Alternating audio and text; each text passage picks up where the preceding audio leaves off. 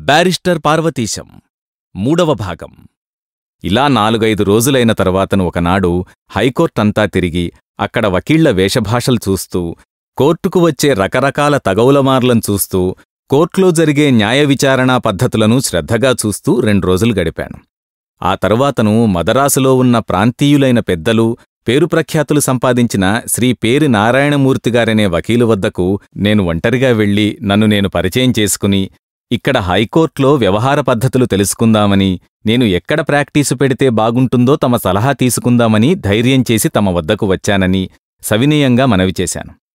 ఆయన చాలా సంతోషించి ఆ పూట అక్కడ భోజనం చేస్తేనేగాని వల్లకాదని బలవంతపెట్టి, నాతో సావకాశంగా ఎంతో ఆప్యాయతతో ఆత్మీయతతో 2-3 గంటలసేపు ఎన్నెన్నో విషయాలు మాట్లాడారు.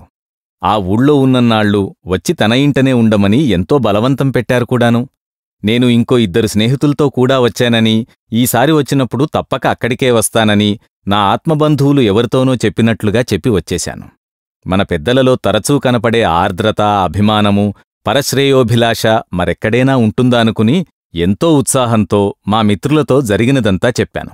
వాళ్ళు చాలా సంతోషించారు. తరువాత 2 రోజులు ఊరమ్మట బలాదూరు తిరిగి, అక్కడ టంగుటూరు ప్రకాశంగారనే తెలుగు బారిస్టరు బాగా ప్రసిద్ధిలోకి వస్తున్నవారు ఉన్నారని విని, వారి దర్శనం కూడా చేసుకుందామని మర్నాడు ఉదయాన్నే వెళ్లాను. అంత క్రితం చూసిన శ్రీ నారాయణమూర్తిగారికి వీరికి ఎంతో తేడా కనిపించింది. నారాయణమూర్తిగారు వయోవృద్ధులు, వీరు 40 ఏళ్లలోపు వారనిపించింది. నారాయణగారి ముఖంలో సౌమ్యత, ఆప్యాయత చిందులాడుతూ ఉండేవి. ప్రకాశంగారిని చూడ్డంతోనే ఎలాంటివాళ్లకైనా కొంచెం బెదురుగా ఉండేది. వారి ముఖం ఎంతో గంభీరంగా, భయభ్రాంతంగా ఉండేది. వారిని చూస్తే పులిలా ఉంటారని ఒకరిద్దరు చెప్పుకోగా విన్నాను. వారి ముఖంలాగే వారి వాక్కు కూడా చాలా గంభీరమైనది.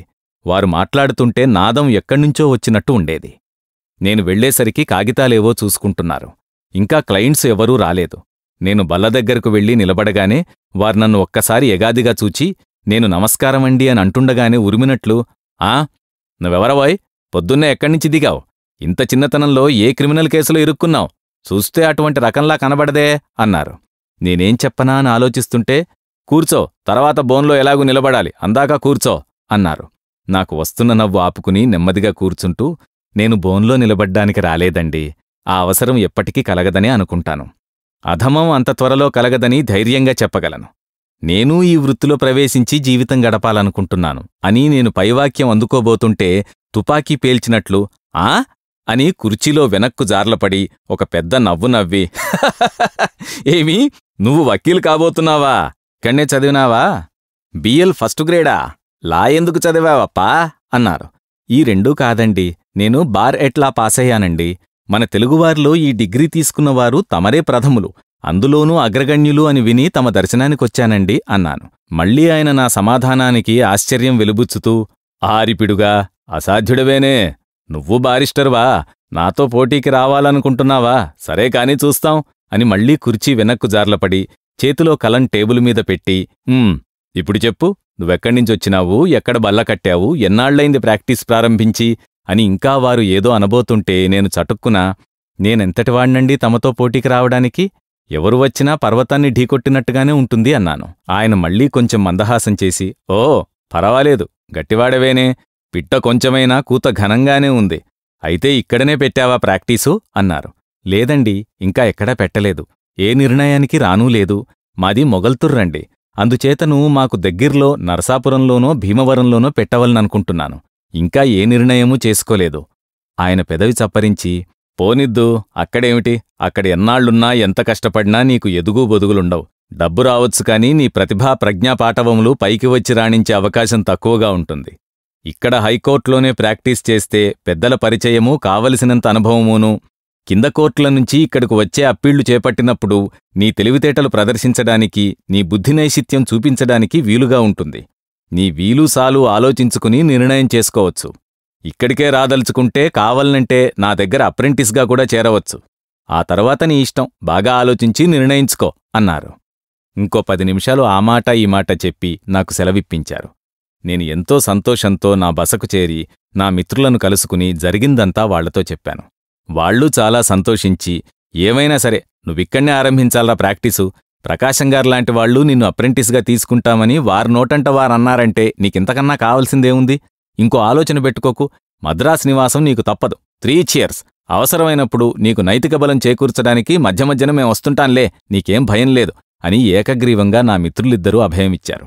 ఇంక వచ్చిన పని అయింది కనుక మూటాముల్లే సర్దుకుని రాత్రిమేలుకి తిరుగు ప్రయాణానికి నిశ్చయం చేసుకున్నాను. నేను మద్రాసు నుంచి వచ్చిన తర్వాత కాలగమనం మళ్లీ మందగించింది. ఏమీ తోచేది కాదు, ఏమీ కాలక్షేపమయ్యేది కాదు. ఊళ్ళో ఎవరితోనైనా కొంచెంసేపు మాట్లాడదాము అంటే లండన్ కబుర్లు ఏమన్నా చెప్పండి అని, ఏవో వెర్రిమొర్రి ప్రశ్నలు, అక్కడ పెళ్ళిళ్ళవుతాయా అండి అని, పిల్లలు వాళ్లు మామూలుగా పుడతారా అని, వాళ్లకి పుట్టగానే ఇంగ్లీష్ ఎలా వస్తుందండి అని, తమరక్కడ ఎవ్వర్నీ పెళ్లి చేసుకోకుండా వచ్చేశారేమని, ఇలా ఏవేవో చవట ప్రశ్నలు వేసి నన్నెలాగైనా బోల్తా కొట్టించి నా చేతను ఏవేవో రహస్యాలు పలికించాలని ప్రయత్నం చేసేవాళ్లు. నేనేవో కొన్ని రహస్యాలు నలుగురిలోనూ చెప్పకూడనివి దాచుకుని ఉంటానని, అవి ఎలాగైనా నా చేతను తమరు తెలివిగా ప్రశ్నలు వేసి పైకి కక్కించాలని వాళ్ల ఉద్దేశం. అందుకెన్ని రకాలుగానో ప్రశ్నలు వేస్తుండేవారు. వాళ్ల ధోరణి, వాళ్ల ప్రశ్నలడిగే తీరు, వాళ్ల ఒడుపు నేర్పు అన్నీ చూస్తే వీళ్లందరూ కూడా ఏ చదువు సంధ్యలూ తెలివితేటలూ లేకపోయినా తమ పనో ఇతరుల పనో భుజాన వేసుకుని 365 రోజులూ ప్లీడర్ల ఇళ్ల చుట్టూ తిరగడం బాగా అలవాటని, ఈ వాక్చాతుర్యమూ తమరు కోరిన సమాధానం కోసం అనువైన ప్రశ్నలు వేయడమూ బాగా నేర్చుకున్నారనే ఎవరైనా గ్రహించగలరు. అందుచేత అది సాధ్యమైనంత వరకు ఎవరిళ్లకూ వెళ్లడం కాని, ఎవరితోటి అనవసరంగా బాతాఖానీ వేయడం కాని మానుకున్నాను. మదరాసు నుంచి వచ్చేటప్పుడు చాలా రకాల పుస్తకాలు, కొన్ని కొత్తవి కొన్ని పాతవి కొనుక్కొచ్చాను. అందులో అమూల్యమైన గ్రంథం సావర్కర్ రాసిన భారత స్వాతంత్ర్య సమరం, ఇండియన్ వార్ ఆఫ్ ఇండిపెండెన్స్ అనే పుస్తకం కొంత శిథిలమైనా ఎలాగో దొరికింది. ఆ పుస్తకము, అనీ బీసెంట్ అమ్మగారి హోం రూల్ ఉద్యమాన్ని గురించి వ్రాసిన పుస్తకాలు, అలాగే గోఖలే, మాలవీయ, లజపతిరాయ్, నౌరోజీ మొదలైన భారతీయుల పుస్తకాలు కొన్ని సంపాదించాను. ఇంకా రకరకాల సాహిత్య గ్రంథాలు, సాంస్కృతిక సంబంధమైన పుస్తకాలు కూడా ఎన్నో కొనుక్కొచ్చాను. ఇవన్నీ ముందు వేసుకుని రాత్రింబవళ్లు ఎంఏ పరీక్షకు చదివినంత దీక్షతో చదవడం ప్రారంభించాను. చదివిన కొద్దీ ఎంతో ఉత్సాహజనకంగానూ విజ్ఞానదాయకంగానూ ఇంకా ఇంకా చదవవలననే ఆసక్తి కలిగించేటట్టుగానూ ఉన్నాయి. ఇలా కొన్ని మాసములు గడిచింది.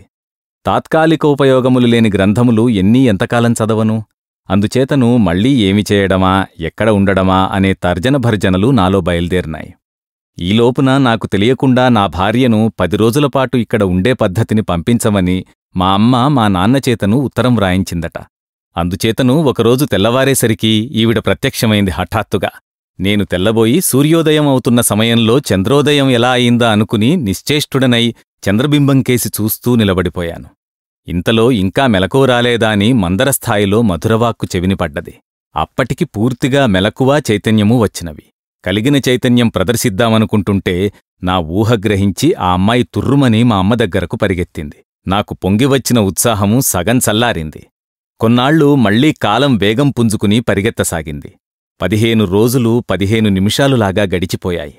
మా మాటలు చేష్టలు ఒక క్రమంలో వ్రాసిపెడితే ఎలా ఉంటుందో అనే భావన చాలాసార్లు కలిగి, ఆ ప్రయత్నం కోసం కాగితం కలం పుచ్చుకునేటప్పటికీ ఏదో వికసిత వందనం విడీవిడని గులాబీ మొక్కలు, అందని లోతులు కనపరిచే ఇందీవరాలు, చిలక పలుకులు, కోకిలగానం వగైరా ఏవేవో కనపడ్డమూ వినపడడమేగాని విస్పష్టంగా చెప్పడానికి వ్రాయడానికి ఏ ఒక్కమాట జ్ఞప్తికి వచ్చేది కాదు.